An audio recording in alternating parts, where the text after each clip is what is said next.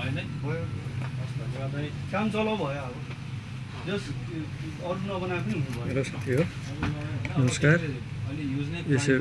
यो सोनीको A7 III यो इरोड प्रब्लम भएर आएको थियो। यो त अब एलसिडी फेर्न मन छ भने फोन गर्नु मगाएर हुन्छ सामान। कतिपय स्टक हुँदैन कि छ कि जस्तो लाग्छ मलाई, छैन जस्तो पनि लाग्यो किनभने त्यो मसँग भएको क्यामेराको त्यसमा पनि एलसिडी नभएर अड्किरहेको चाहिने भयो भने भनिदिनु म फोन गरेर मगाइदिन्छु है। के भइसक्यो हस् नमस्ते। 1800 आएको क्यामेरा मेमोरी कार्ड हेरिदिनु यो चाहिँ यस्तो थियो। हालेकै छैन यो चाहिँ सटर ब्लेड भाँचिरहेको छ यसरी यस्तो हुनु हुँदैन। यो जस्तो चाहिँ यस्तै रिपिट हुनुपर्छ। उसैको कार्ड हो कि मैले पहिला नै खोल्दा पनि उसैको कार्ड